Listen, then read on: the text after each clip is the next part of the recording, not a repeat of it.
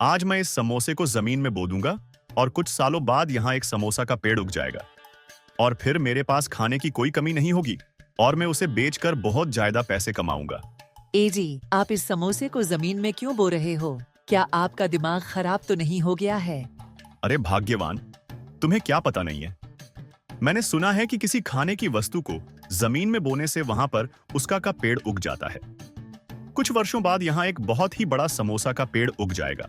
है भगवान, लगता है आप बिल्कुल पागल हो गए हैं। अरे ऐसा कुछ भी नहीं होता है, ये सब कहने वाली बात ही है। आप इन सब गलत बातों पर विश्वास मत कीजिए। अरे नहीं नहीं, ये बात बिल्कुल सच है। तुम्हें क्या पता। भाग्यवान, देखना, 1 महीने बाद यहाँ पर एक बहुत ही बड़ा समोसा का पेड़ उगेगा। हाँ, और उसमें बहुत सारे समोसे लगेंगे। देखना, तुम फिर हमारे मजे ही मजे होंगे। हा हा हा।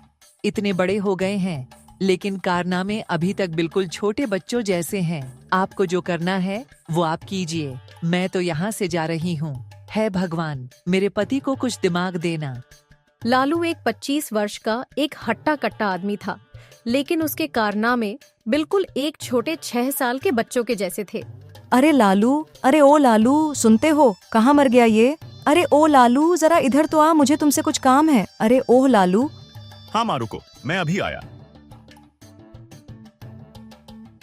अरे लालू, तू एक काम कर, तू छगनलाल के वहाँ से पैसे लेके आ। कल उन्होंने मुझसे कुछ पैसे उधार लिए थे और कहा था कि दूसरे दिन लालू को भेज देना, मैं पैसे दे दूंगा।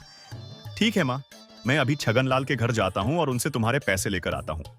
फिर लालू छगनलाल के घर पैसे लेने के लिए चला जाता है। लालू छगनलाल के घर जा ही रहा होता है, तभी लालू को एक चाचा आवाज लगाते हैं। अरे बेटा लालू, जरा इधर तो आ, मुझे तुमसे से कुछ काम है। जी चाचा, मैं अभी आया, रुको जरा। बताइए क्या काम पड़ गया आपको हमसे चाचा? अरे बेटा, मुझे बहुत जोरों की लगी है। अब तू 1 मिनट मेरे ठेले पर नजर रखना, मैं जरा हल्का होकर आता हूँ। ठीक है चाचा, आप हल्का होकर आइए, तब तक मैं आपके ठेले को सलामत रखता हूँ। लालू वहाँ रखे पकौड़े देखकर लालू के मुंह में पानी आ जाता है। अरे वाह, इतने सारे पकौड़े! अगर मैं इन सब पकौड़ों में से कोई एक पकौड़ा भी खा लूं, तो चाचा को क्या ही पता चलेगा। फिर लालू उसमें से एक पकौड़ा उठाकर खा जाता है। अरे ये पकौड़े तो बहुत ही ज्यादा स्वादिष्ट है। मुझे से तो अब और रहा नहीं जाता। अब तो मैं सारे के सारे पकौड़े को खाकर ही रहूंगा। और देखते ही देखते लालू उस चाचा के सारे पकौड़े को खा जाता है। अरे लालू, मेरे ठेले पर तो बहुत सारे पकौड़े रखे थे, वो सब कहाँ गए? वो चाचा, वो आपके पकौड़े इतने स्वादिष्ट थे कि मुझसे रहा ही नहीं गया।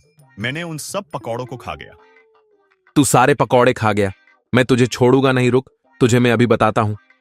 अरे यहाँ से भाग ले लालू, नहीं तो ये पकौड़े वाला चाचा आज तुझे छोड़ेगा नहीं। अरे लालू के बच्चे, भागता कहाँ है? रुक। आज तो बाल बाल बचा, नहीं तो वो पकौड़े वाला आज मेरा ही पकौड़ा बना देता। तभी लालू को याद आता है कि अरे हाँ, मुझे तो छगनलाल के घर पैसे लेने जाना है। मुझे जल्दी ही उनके घर जाना होगा। फिर लालू पैसे लेने के लिए छगनलाल के घर चला जाता है। अरे छगनलाल, कहाँ पर हो? जरा इधर तो आओ, मुझे आपसे कुछ काम है।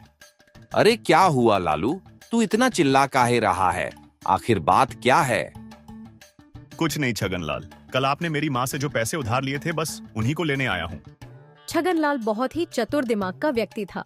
वो अक्सर लोगों से पैसे लेकर उनके पैसे वापस नहीं लौटाता था। मुझे जल्दी कुछ करना होगा, नहीं तो ये लालू आज मुझसे पैसे लेकर ही जाएगा। अरे क्या सोच में पड़ गए छगनलाल, जल्दी मेरे पैसे दीजिए। अरे दे रहा हूँ तुम्हारे पैसे कहीं खाकर थोड़ी ही भाग रहा हूँ।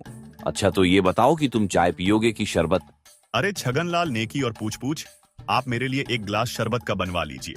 अरे हाँ हाँ, क्यों नहीं, हम दोनों साथ बैठकर ठंडा ठंडा शरबत पीते हैं।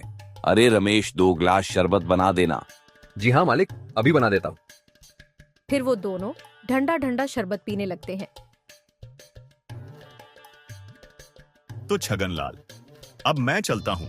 अब आप जल्दी से मेरे पैसे दे दीजिए और मुझे यहाँ से जाने दीजिए।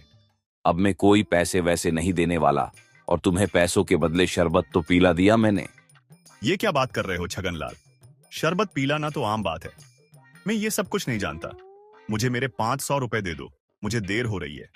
मैं तेरे कोई पैसे नहीं देने वाला, तुझे करना हो वो कर लेना। छगनलाल यह सब कह ही रहा होता है कि तभी लालू की नजर टेबल पर रखे उनके फोन पर पड़ती है और लालू वो फोन उठा लेता है। तो ठीक है, अगर आप मेरे पैसे नहीं देते हो तो मैं आपका फोन तोड़ देता हूँ, फिर हमारा हिसाब बराबर हो जाएगा। अरे नहीं नहीं बेटा, इस फोन को कुछ मत करना, ये फोन बहुत महंगा है। कुछ दिन पहले ही मैंने इसके पूरे 4,000 रुपए देकर इसको खरीदा है। अगर फोन चाहिए तो मुझे मेरे 500 रुपए दे दो, नहीं तो अंजाम अच्छा नहीं होगा। मैं कहता हूँ मुझे मेरा फोन वापस लौटा दे लालू, छोड़ दे लालू। नहीं छोड़ूंगा, आप मेरे पैसे दे दीजिए। और तभी वो फोन जमीन पर गिरकर टूट जाता है। लालू, तूने ये क्या किया? तूने मेरा फोन तोड़ दिया, मैं तुझे छोड़ूंगा नहीं। अरे बाप रे, ये फोन तो टूट गया लगता है और छगनलाल बहुत ही गुस्सा है। यहाँ से भाग ले लालू, नहीं तो आज तेरी खैर नहीं। और फिर लालू छगनलाल से कहता है, अरे छगनलाल, आपके पीछे चूहा है। अरे अरे, ये चूहा कहाँ से आया? कौन यहाँ लाया चूहा? कोई बचाओ मुझे। अरे मुझे चूहों से बहुत ज्यादा डर लगता है। अरे कोई बचाओ। तभी रमेश ये सब सुनकर जल्दी से आता है। अरे क्या हुआ मालिक, इतना चीला क्यों रहे हो और कहाँ है चूहा? ये लालू तो मुझे उल्लू बनाकर भाग गया। मैंने सोचा था कि मैं लालू के 500 रुपए हड़प लूंगा, लेकिन वो तो मेरा ही नुकसान कर कर चला गया और मेरा महे नगा फोन भी तोड़ दिया। रोना बंद कीजिए मालिक, एक ना एक दिन सबका पाप का घड़ा भर ही जाता है, जैसा कि आपका घड़ा आज भर गया। क्या कहा तूने? रुक, मैं तेरा भी घड़ा भरता हूँ। अरे मालिक मुझे छोड़ दीजिए, बहुत तेज लग रही है। अरे मेरी जबान फिसल गई थी मालिक, मेरे मुंह से निकल गई थी। अरे मालिक, बाप रे बाप, अरे बचाओ, मैं मरी जाऊंगा। अरे मालिक बहुत तेज लग रही है।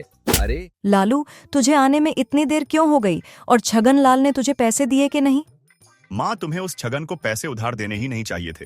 उसने तुम्हारे पैसे नहीं लौटाए। क्या उसने पैसे नहीं लौटाए? लेकिन क्यों? फिर लालू ने माँ को छगनलाल के घर की सारी बात बताई। अच्छा ही हुआ जो तूने उसका चश्मा तोड़ दिया, तभी ही उस लालची छगन का दिमाग ठिकाने आएगा। अगले दिन लालू रास्ते से जा रहा होता है, तभी लालू को विचार आता है।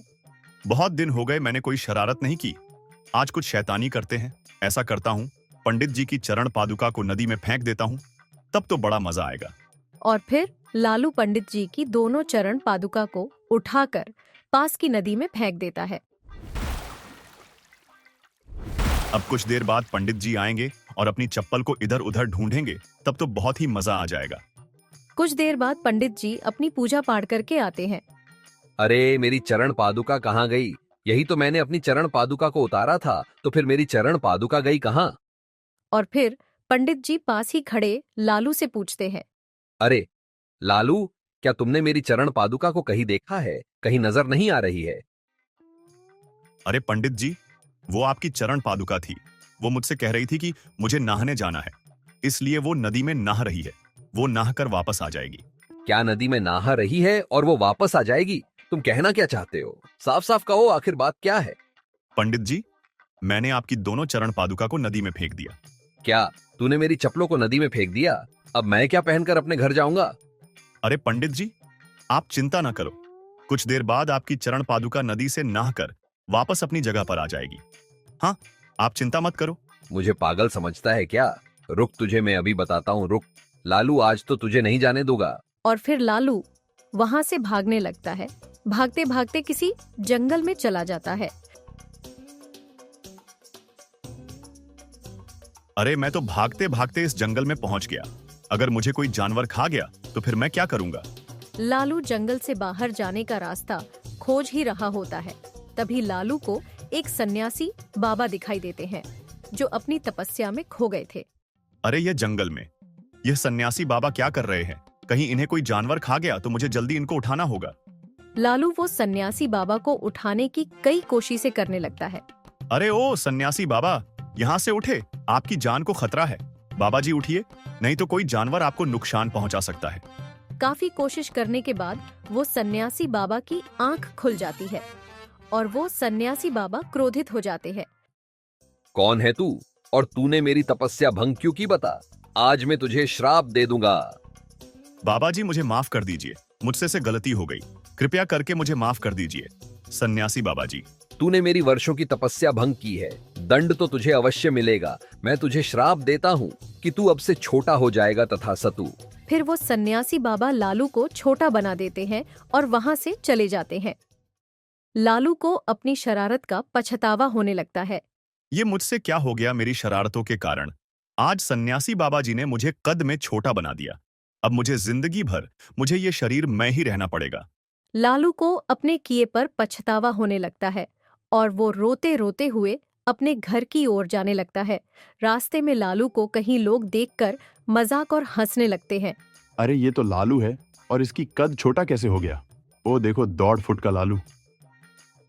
एजी आप इतने छोटे कैसे हो गए? अरे लालू बताना तेरा ये हाल कैसे हो गया? लालू अपने साथ हुई सारी बात बताता है।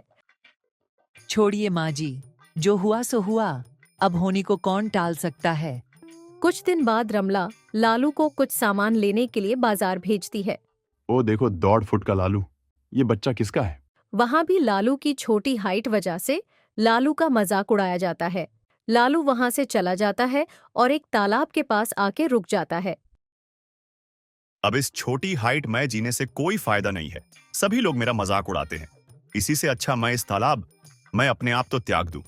लालू ये सब कही रहा होता है, तभी वहां वो सन्यासी बाबा ये सब देख लेते हैं और लालू के पास आते हैं। ये क्या कर रहे हो बालक? अरे तुम तो वही हो बालक जिसको मैंने श्राप दिया था। तुम यहाँ पर क्या कर रहे हो? अब मुझे यहाँ पर नहीं रहना, मैं इस तालाब में जा रहा हूँ। नहीं बालक, तुम्हारा अभी बहुत ज्यादा समय बाकी है। जो तुम अपनी गलती का पर्याचित करते तो मैं अपना श्राप वापस लेता हूँ।